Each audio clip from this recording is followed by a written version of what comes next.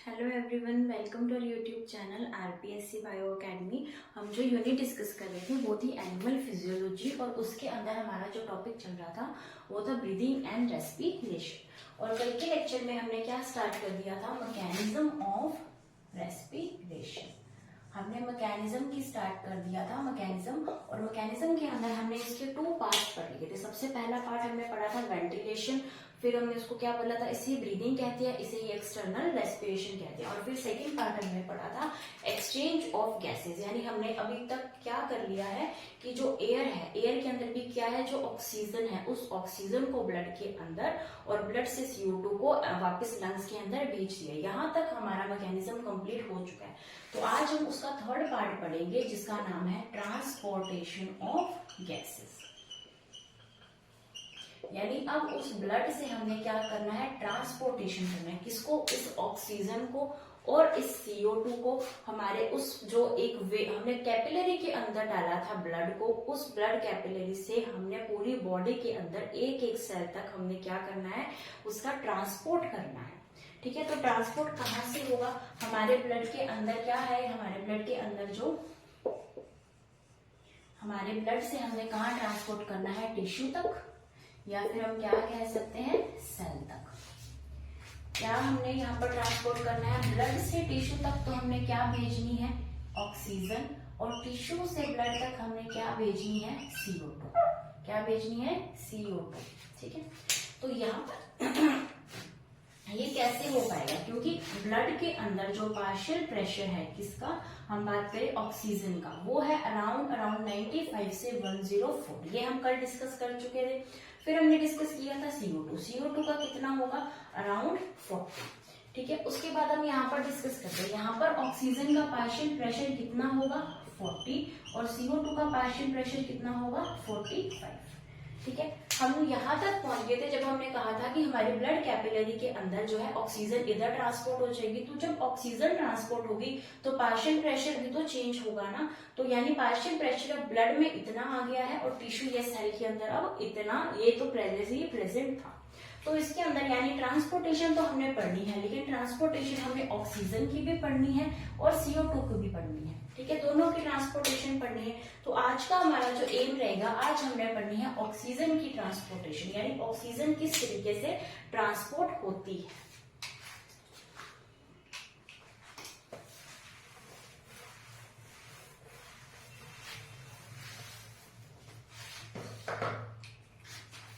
तो इसके अंदर हम फर्स्ट क्या पढ़ने रहे हैं, ऑक्सीजन का ट्रांसपोर्टेशन। ठीक है, ऑक्सीजन का जो ट्रांसपोर्टेशन है, हमें पता है सिंपल डिफ्यूजन मेथड से होता है, पार्शियल प्रेशर के बेस पर ये होगा।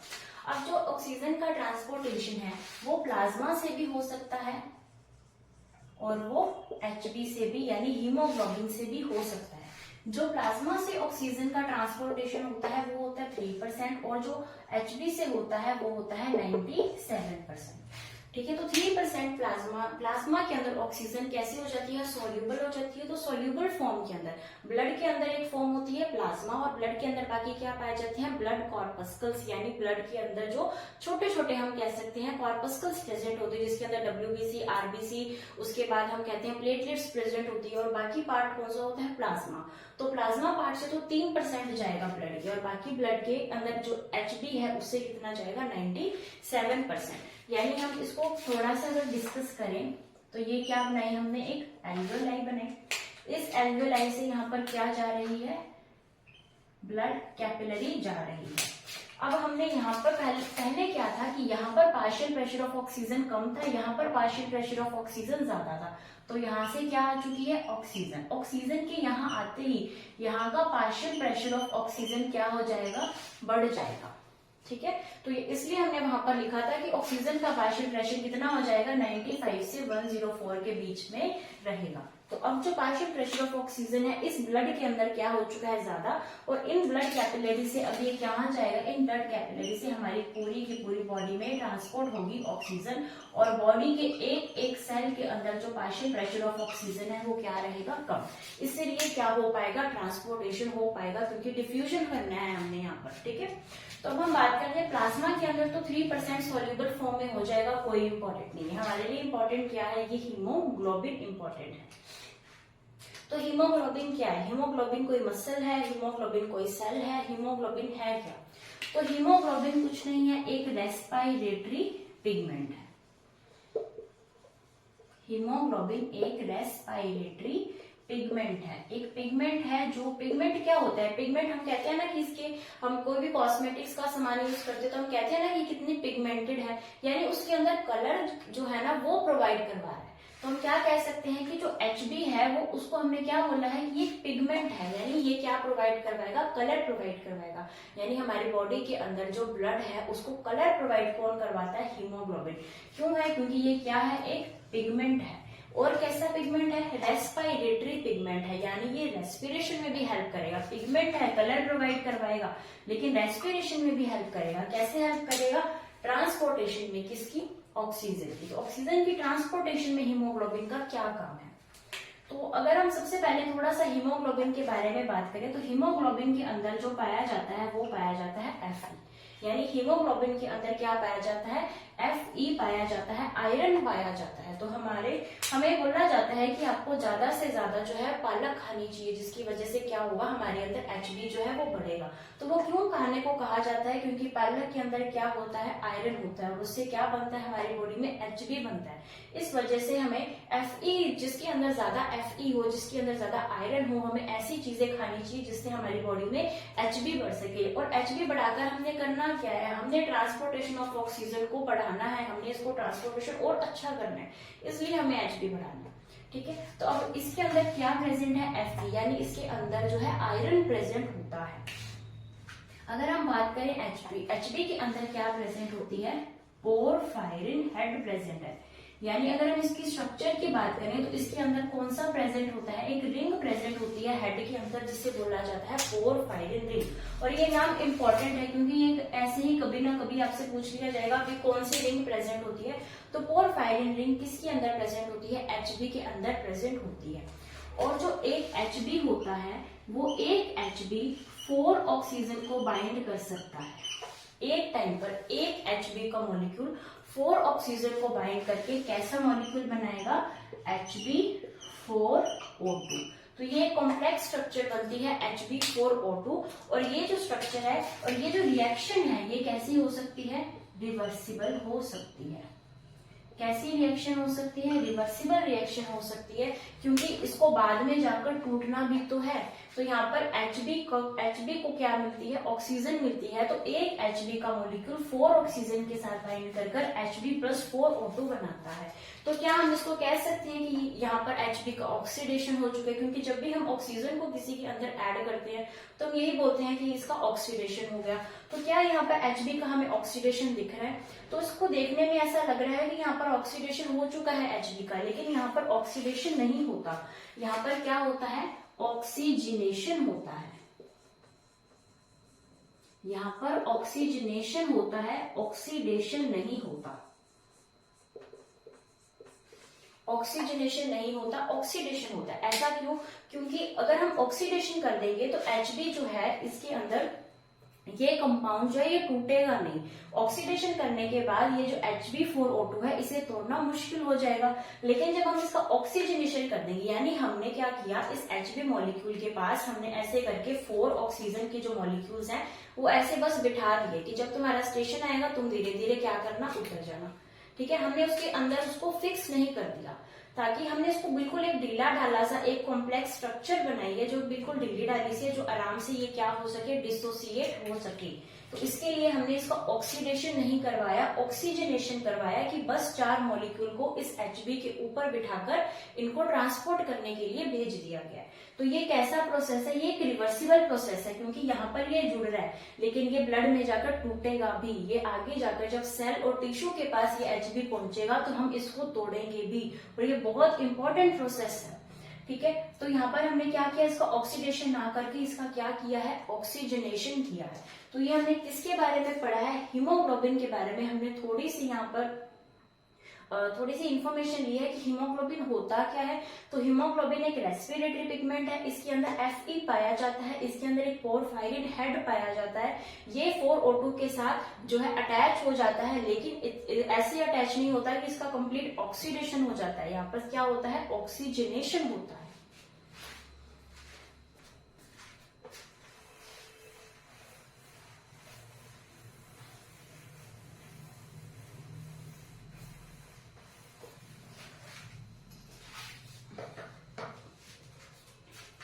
अब हम बात करते हैं थोड़ी सी और Hb के बारे में। तो Hb पाया किसके अंदर जाता है, आरबीसी के अंदर पाया जाता है, हम सबको पता ही है। तो जो Hb है, ये Hb के अंदर क्या प्रेजेंट होते हैं, अमीनो एसिड्स प्रेजेंट होते हैं। Hb के अंदर क्या प्रेजेंट होते हैं, अमीनो एसिड्स प्रेजेंट होते हैं। अमीनो एसिड्स कौन सी फॉर्म के अंदर किस तरीके से अरेंज हो जाते हैं कि Hb बन जाता है। तो इसके अंदर जो अमीनो एसिड्स अरेंज होते हैं उनके पास होती है 4 पॉलीपेप्टाइड चेन्स, यानी 4 पॉलीपेप्टाइड चेन्स जो मिलकर वो इसके अमीनो एसिड्स जो है वो मिलकर 4 पॉलीपेप्टाइड चेन्स बना लेते हैं। और ये जो 4 पॉलीपेप्टाइड चेन्स हैं, इनमें से 2 अल्फा पॉलीपेप्टाइड चेन्स हो जाएंगी और 2 बीटा पॉलीपेप्टाइड चेन्स हो जाएंगी। और 2 अल्फा और 2 बीटा के अंदर नंबर ऑफ अमीनो एसिड्स कितने होते हैं, इसके अंदर होंगे 282 और इसके अंदर होंगे 292। तो इसको लर्न करना इस तरीके से इजी है कि 282 एंड 292। तो अगर हम ये किसके अंदर प्रेजेंट है, 2 अल्फा चेन, ये किसके अंदर प्रेजेंट है, 2 बीटा चेन। तो अगर हम एक एक की बात करें तो 141 इसके अंदर हो जाएंगे, 146 अमीनो एसिड पर क्या कह सकते हैं हम, पर पॉलीपेप्टाइड चेन प्रेजेंट हो जाएंगे। 2 के अंदर कितने हैं, 282 एंड 292, यानी एक अल्फा चेन में कितने अमीनो एसिड प्रेजेंट है, 141 अमीनो एसिड, और एक बीटा चेन के अंदर कितने अमीनो एसिड प्रेजेंट है, 146। तो इनको लर्न करना थोड़ा सा टिपिकल है।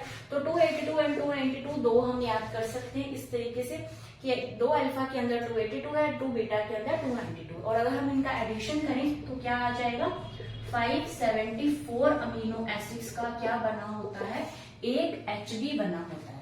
तो एक हीमोग्लोबिन किसका बना होता है, एक हीमोग्लोबिन अमीनो एसिड्स का बना होता है, जो कि 574 अमीनो एसिड्स होते हैं। एक हीमोग्लोबिन के अंदर 2 अल्फा पॉलीपेप्टाइड चेन और 2 बीटा पॉलीपेप्टाइड चेन जो है वो पाई जाती है। ठीक है, अब उसके बाद हम डिस्कस करते हैं कि Hb की जो अमाउंट है वो कितनी होती है हमारी बॉडी के अंदर, क्योंकि ये जो छोटे छोटे क्वेश्चन है यहाँ से ना छोटे छोटे क्वेश्चन बन जाते हैं। तो फिर हमें लगता है कि हमने पढ़ा होता तो हमारा सही हो जाता। तो अभी थोड़ा सा टाइम ज्यादा लगेगा, लेकिन हमारे क्वेश्चन सही हो जाएंगे। तो अगर हम बात करें Hb हमारे अंदर कितना प्रेजेंट होता है, तो सबसे पहले हम बात करते हैं 100 ml ऑफ ब्लड। ब्लड का कितना ml, अगर हम 100 ml की बात करें, हमारी बॉडी से अगर 100 ml ब्लड निकाला जाए तो उस 100 ml ब्लड के अंदर हमारे पास अराउंड 15 ग्राम ऑफ Hb आता है। कितना Hb आता है, 15 ग्राम ऑफ Hb यहाँ पर हमें देखने को मिलेगा। और वो 15 ग्राम Hb क्या करेगा, 20 ml ऑक्सीजन का ट्रांसपोर्टेशन कर सकता है। कितना ml ऑक्सीजन का ट्रांसपोर्टेशन कर सकता है, 20 ml ऑक्सीजन। यानी हमसे पूछा जाए कि एक 100 ml ब्लड में कितनी ऑक्सीजन का ट्रांसपोर्ट किया जा सकता है, तो 20 ml ऑक्सीजन का ट्रांसपोर्ट किया जा सकता है। या हमसे क्वेश्चन इस तरीके से पूछा जा सकता है कि 20 ml ऑक्सीजन का ट्रांसपोर्ट करने के लिए कितने ग्राम Hb की जरूरत है, तो 15 ग्राम Hb की हमें जरूरत पड़ेगी। ठीक है, तो अगर हम इसको और थोड़ा सा खोलकर देखें तो हम ये कह सकते हैं कि अगर हम 1 ग्राम Hb को लें, यानी 1 ग्राम Hb अगर 1 ml ऑक्सीजन का करता होता ट्रांसपोर्ट, तो यहाँ पर 15 ml ऑक्सीजन हम लिखते, लेकिन यहाँ पर 15 से थोड़ा सा ऊपर है, यानी हम ये कह सकते हैं 1.3। तो ये जो मानी हुई है, जो यहाँ पर ये जो अमाउंट मानी हुई है वही लिख रही हूँ मैं, 1.34 ऑक्सीजन, 1.34 ml जो ऑक्सीजन है उसका ट्रांसपोर्ट कर सकता है 1 ग्राम Hb। ठीक है, तो ये लर्न करना थोड़ा सा टिपिकल हो जाएगा, लेकिन ये लर्न करना थोड़ा इजी है कि 100 ml ब्लड में 15 ग्राम क्या होता है हीमोग्लोबिन, और 15 ग्राम हीमोग्लोबिन 20 ml ऑक्सीजन का ट्रांसपोर्ट कर सकता है। हमने बस ये वाली लाइन याद करनी है, फिर क्वेश्चन कैसे भी घुमा कर पूछा जाए हम आंसर दे सकते हैं। तो 100 ml ब्लड में कितनी ऑक्सीजन का ट्रांसपोर्ट होता है, 20 ml ऑक्सीजन का ट्रांसपोर्ट होता है। ठीक है, अभी हम चलते हैं, हम देखते हैं कि कैसे ऑक्सीजन का ट्रांसपोर्ट हमारी बॉडी के अंदर होता है।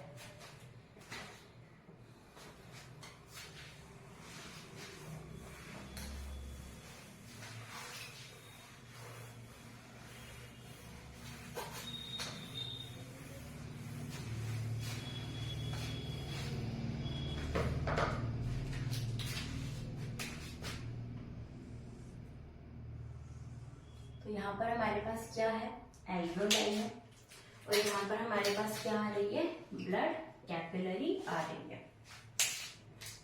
पहले यहाँ पर पार्शियल प्रेशर जो था वो क्या था, ज्यादा। यहाँ पर अगर हम पार्शियल प्रेशर ऑफ ऑक्सीजन की बात करें तो था 104, और पार्शियल प्रेशर ऑफ CO2 की बात करें तो था 40। और यहाँ पर पार्शियल प्रेशर इस टाइम पर क्या था, इस टाइम पर पार्शियल प्रेशर ऑफ ऑक्सीजन हमारे पास था 40, और पार्शियल प्रेशर ऑफ CO2 हमारे पास क्या था, 45। ये हमारे पास पार्शियल प्रेशर था। ठीक है, अब यहाँ पर क्या हुआ, ट्रांसपोर्ट हुआ सॉरी एक्सचेंज हुआ। एक्सचेंज कैसे हुआ, ऑक्सीजन आ गई यहाँ पर और CO2 चलेगी यहाँ पर। तो ऑक्सीजन के आने के बाद और CO2 के जाने के बाद यहाँ पर पार्शियल प्रेशर चेंज होगा। तो यहाँ पर पार्शियल प्रेशर ऑफ ऑक्सीजन का अराउंड 95 से 104 हम मानते हैं, और CO2 का यहाँ पर हो जाता है 40। ठीक है, तो अब ये पार्शियल प्रेशर हमारे पास हो चुका है ब्लड के अंदर, और यहाँ पर पार्शियल प्रेशर ये होते ही यहाँ पर क्या बन जाएगा, यहाँ पर बन जाएगा ऑक्सी हीमोग्लोबिन। किसकी फॉर्मेशन हो चुकी है, ऑक्सी हीमोग्लोबिन की फॉर्मेशन हो चुकी है, जो हमने अभी बनाया था Hb.4O2। यहाँ पर क्या हुआ है, ऑक्सीडेशन नहीं, ऑक्सीजनेशन हुआ है किसका, हीमोग्लोबिन का। अब यहाँ से ट्रांसपोर्ट होना इसका शुरू होगा, और ये जो धीरे धीरे जाएगा किसके अंदर, हमारी एरोटा के अंदर, और एरोटा से ये किसके अंदर जाएगा, हमारे जो सेल और टिश्यूज के अंदर है। यानी ये है हमारी ब्लड कैपिलरी, यहाँ पर क्या प्रेजेंट है, सेल प्रेजेंट है, या हम क्या कह सकते हैं, टिश्यू प्रेजेंट है। तो ब्लड कैपिलरी जिसके अंदर क्या प्रेजेंट है, ऑक्सी हीमोग्लोबिन प्रेजेंट है। यहाँ पर क्या प्रेजेंट है, ऑक्सी हीमोग्लोबिन प्रेजेंट है। यहाँ पर अगर हम बात करें पार्शियल प्रेशर की, तो पार्शियल प्रेशर ऑफ ऑक्सीजन है यहाँ पर 95 से 104, और CO2 का प्रेशर पार्शियल प्रेशर कितना है, 40। लेकिन सेल और टिश्यू में पार्शियल प्रेशर ऑफ ऑक्सीजन कितना है, यहाँ पर पार्शियल प्रेशर ऑफ ऑक्सीजन है 40, और पार्शियल प्रेशर ऑफ CO2 यहाँ पर है 45। तो पार्शियल प्रेशर के अंदर यहाँ पर हमें फिर चेंजेस देखने को मिले, यानी फिर यहाँ पर डिफ्यूजन होगा, और डिफ्यूजन क्या होगा कि जो है ऑक्सीजन यहाँ चली जाएगी और CO2 वापस यहाँ आ जाएगी।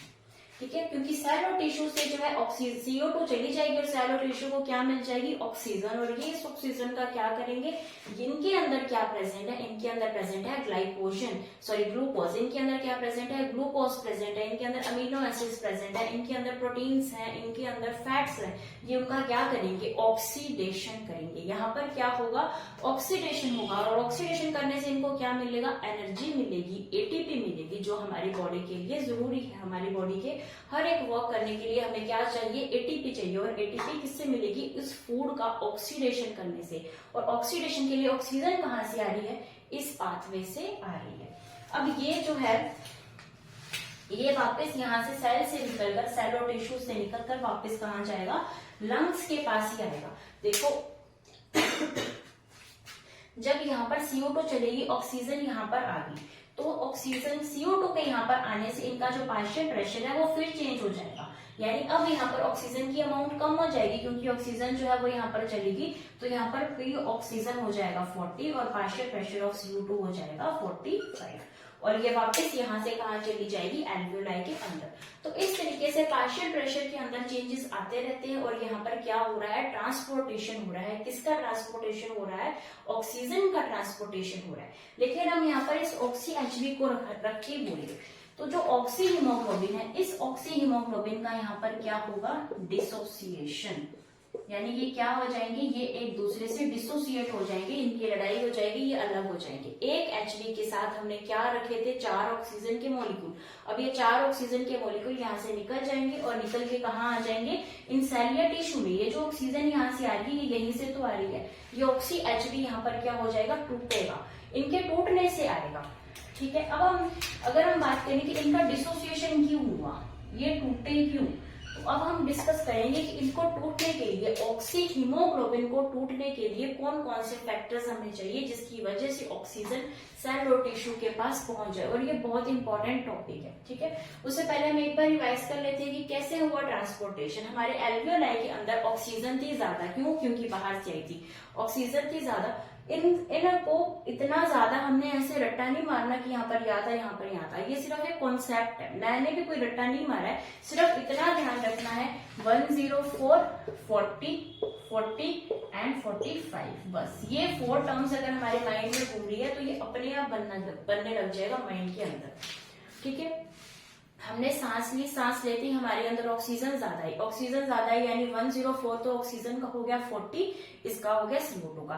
फिर हमारे ब्लड कैपिलरी के अंदर क्या हुआ, एक्सचेंज हुआ, यानी हमारे ब्लड कैपिलरी से CO2 वहां आ गई और ऑक्सीजन हमारे ब्लड के अंदर आ गई। तो ऑक्सीजन अब हमारे ब्लड के अंदर आ गई है, तो ये किसका हो जाएगा, हमारे ब्लड का, और ये किसका हो जाएगा, एल्वियोलाई का।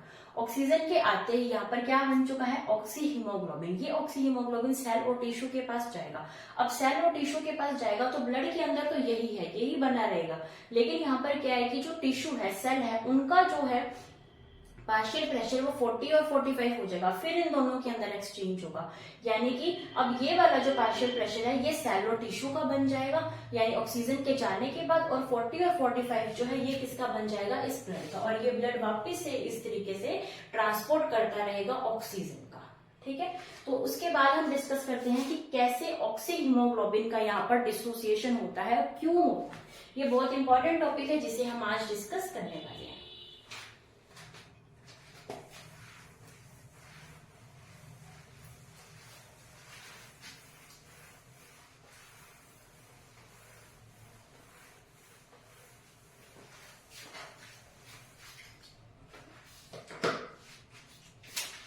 क्या डिस्कस कर रहे हैं, dissociation of oxygen Hb, dissociation of oxy haemoglobin. Haemoglobin का डिसोसिएशन कैसे होता है, तो इसके डिसोसिएशन करने के लिए हमारे पास 3 कंडीशंस को फुलफिल करना जरूरी है, यानी ये 3 कंडीशंस के बाद ही ऑक्सी Hb का जो है वो हो पाएगा डिसोसिएशन। तो सबसे पहले हम इसको एक डायग्राम से समझ लेते हैं कि ऑक्सीजन Hb है कहाँ। तो ये हमारे पास क्या है, ब्लड कैपिलरी। इस ब्लड कैपिलरी के पास हमारे पास क्या है, ऑक्सी हीमोग्लोबिन।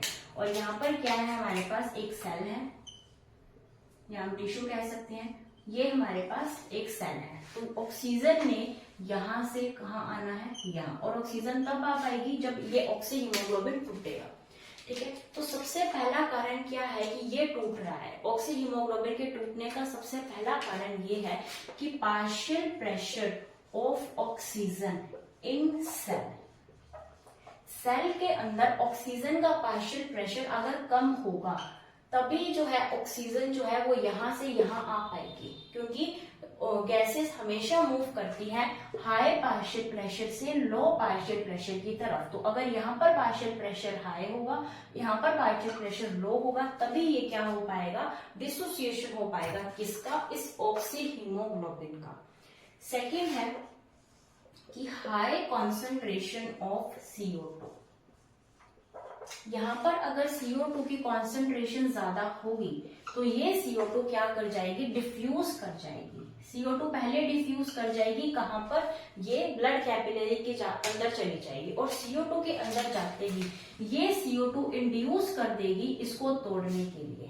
CO2 क्या करेगी, इसे इंड्यूस करेगी ऑक्सी हीमोग्लोबिन को तोड़ने के लिए, क्योंकि solubility of CO2 is more than oxygen. तो CO2 इंड्यूस करेगी ऑक्सी हीमोग्लोबिन को तोड़ने के लिए। और तीसरी चीज क्या है, एसिडिक pH। एसिडिक पीएच की अगर हम बात करें, यानी कि इस ब्लड कैपिलरी में इस CO2 के आते ही इस ब्लड कैपिलरी में पीएच जो है कम हो जाती है। पीएच कम का होना यानी कि एसिडिक पीएच का होना, यानी यहाँ पर एसिडिक पीएच बन जाएगी, जिसकी वजह से इस ऑक्सी हीमोग्लोबिन को टूटना पड़ेगा। और एसिडिक पीएच या पीएच कम क्यों होती है? Due to CO2। CO2 के आने से ही ये पीएच क्या होती है? कम होती है। तो सबसे पहला कारण क्या था? Partial pressure of oxygen in cell. इस सेल के अंदर पार्शियल प्रेशर कम है, इधर पार्शियल प्रेशर ऑफ ऑक्सीजन ज्यादा, तो ऑक्सीजन ज्यादा पार्शियल प्रेशर से कम पार्शियल प्रेशर की ओर मूव करेगी।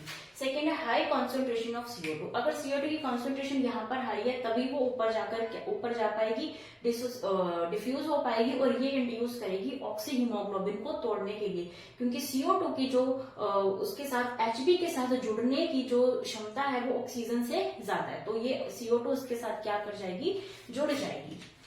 और इसको क्या बोला जाता है? इसे बोला जाता है बोहर इफेक्ट। क्या बोला जाता है? Bohr effect. बोहर इफेक्ट क्या है कि CO2 की हाई कंसंट्रेशन की वजह से ऑक्सी हीमोग्लोबिन का टूटना क्या कहलाता है? Bohr effect. उसी तरीके से एसिडिक पीएच होने की वजह से ऑक्सी हीमोग्लोबिन का टूटना क्या कहलाता है? ये कहलाता है रूट इफेक्ट। तो हमें ये जो इफेक्ट है इनके नाम याद होने चाहिए। अगर सीधा आ जाए रूट इफेक्ट से क्या मतलब है, तो हम रेस्पिरेशन तक कभी पहुंच ही नहीं सकते। हम रूट से कहाँ जाएंगे? प्लांट्स की तरफ जाएंगे। ठीक है, हम कुछ ना कुछ ऐसा ऑप्शन ढूंढने की कोशिश करेंगे जहां पर कुछ प्लांट्स से रिलेटेड हो, कुछ उसके रूट से रिलेटेड हो। लेकिन रूट इफेक्ट रिलेटेड किससे है? इस ऑक्सी हीमोग्लोबिन के डिसोसिएशन से, इसके टूटने से रिलेटेड है रूट इफेक्ट। ठीक है, तो पीएच अगर कम हो जाती है तो ऑक्सी हीमोग्लोबिन टूट जाता है, इसे क्या बोला जाता है? रूट इफेक्ट बोला जाता है। अभी हम एक जो है ऑक्सी हीमोग्लोबिन का ये जो डिसोसिएशन हो रहा है उसका एक ग्राफ डिस्कस करते हैं।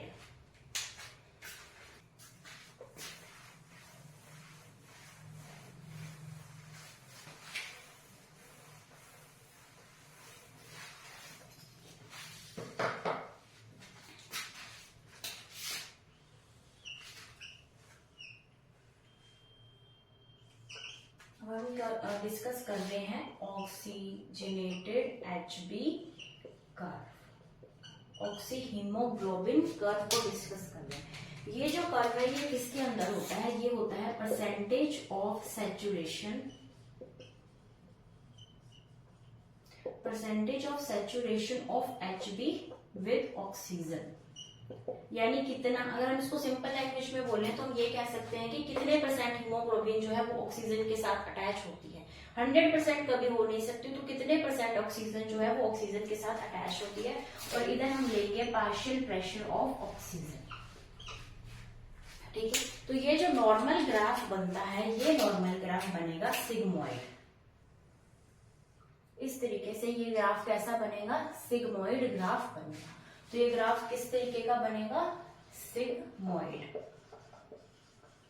तो ये ग्राफ इस तरीके से बनता है। ठीक है, लेकिन अगर ये ग्राफ राइट की तरफ शिफ्ट हो जाए, यानी ये ग्राफ अगर इस तरीके से शिफ्ट हो जाए, राइट की तरफ शिफ्ट हो जाए, तो हम इसे क्या बोलते हैं? डिसोसिएशन। किसका डिसोसिएशन यहाँ पर हो जाता है? ऑक्सी हीमोग्लोबिन का डिसोसिएशन यहाँ पर हो जाएगा। और अगर ये ग्राफ जो है ये ऊपर की तरफ शिफ्ट हो जाए तो यहाँ पर क्या हो जाता है? एसोसिएशन, यानी ऑक्सी हीमोग्लोबिन यहाँ पर क्या होगा? बनेगा। तो यहाँ पर हम वो फैक्टर्स डिस्कस करेंगे जिनकी वजह से ऑक्सी हीमोग्लोबिन टूटता है और जिनकी वजह से ऑक्सी हीमोग्लोबिन बनता है। यानी अगर ये राइट की तरफ शिफ्ट हुआ, इस साइड क्या होता है? राइट, तो अगर ये राइट की तरफ शिफ्ट हुआ तो डिसोसिएशन, अगर ये लेफ्ट की तरफ शिफ्ट हुआ तो एसोसिएशन यहाँ पर आ जाएगा। ठीक है, तो ये ग्राफ जो है ये बहुत इंपॉर्टेंट है हमारे लिए। हमें ये देखना है कि कौन कौन से ऐसे फैक्टर्स है जिसकी वजह से क्या होगा? डिसोसिएशन होगा। तो डिसोसिएशन होने के लिए सबसे पहला जो यहाँ पर इफेक्ट आता है वो आता है बोहर्स इफेक्ट। बोहर्स इफेक्ट हम पढ़ चुके हैं। क्या है बोहर्स इफेक्ट? कि CO2 के हाई कॉन्सेंट्रेशन की वजह से इसका डिसोसिएशन होता है। सेकंड हमने कौन सा पढ़ा था? Root effect. रूट इफेक्ट का मतलब है कि पीएच के कम होने से क्या होता है? यहाँ पर डिसोसिएशन होता है। ठीक है, उसके अलावा यहाँ पर क्या कह सकते हैं कि अगर टेम्परेचर बढ़ेगा तो भी डिसोसिएशन ज्यादा होगा। और अगर यहाँ पर ऑक्सीजन की जो पार्शियल प्रेशर है वो कम होगा तो भी क्या होगा, डिसोसिएशन ज्यादा होगा। तो ये वो वाले फैक्टर्स हैं जो कि इस ग्राफ को, जो कि ऑक्सी हीमोग्लोबिन कर्व को राइट की तरफ शिफ्ट करते हैं। और अगर हम इसका ऑपोजिट करते, यानी CO2 की कम कॉन्सेंट्रेशन, पीएच का ज्यादा या फिर एल्कलाइन पीएच, टेम्परेचर का कम होना, ऑक्सीजन का ज्यादा होना, अगर ये फैक्टर्स आ जाएंगे तो ये जो ग्राफ है ये लेफ्ट की तरफ शिफ्ट हो जाएगा, यानी वहां पर क्या हो जाएगा, एसोसिएशन। ऑक्सी हीमोग्लोबिन के बनने के लिए इसके बिल्कुल उल्टे हमें चाहिए फैक्टर्स, और ऑक्सी हीमोग्लोबिन के टूटने के लिए हमें ये वाले फैक्टर्स जरूर चाहिए। तो ये था ऑक्सी हीमोग्लोबिन कर्व, और इसी के साथ जो है हमारा जो ट्रांसपोर्टेशन ऑफ ऑक्सीजन है वो जो है यहाँ पर फिनिश होता है, जिसके अंदर हमने मेनली कौन कौन से इफेक्ट पढ़े हैं, बोहर इफेक्ट और रूट इफेक्ट। अभी हम कल के लेक्चर में पढ़ेंगे ट्रांसपोर्टेशन ऑफ CO2, उसके अंदर भी हमारे पास इस तरीके से इफेक्ट्स हमारे सामने आएंगे और वो इससे भी ज्यादा इंपॉर्टेंट होंगे, ठीक है, क्योंकि उससे जो है क्वेश्चन आते हैं। तो हमने कल वाला लेक्चर मिस नहीं करना, वो बहुत इंपॉर्टेंट रहेगा हमारे लिए। तब तक आप वीडियो को लाइक कीजिए, शेयर कीजिए, हमारे चैनल को सब्सक्राइब कीजिए। कोई भी डाउट हो आप कमेंट सेक्शन में या फिर टेलीग्राम चैनल पर लिख सकते हैं। और टेलीग्राम चैनल पर हम रोज क्विज करवा रहे हैं, जिसके अंदर हम जो प्रीवियस ईयर क्वेश्चंस आरपीएससी में आ चुके हैं हम उनको ही जो है रिवाइज करवा रहे हैं। तो आप टेलीग्राम चैनल पर जुड़िए। Thank you.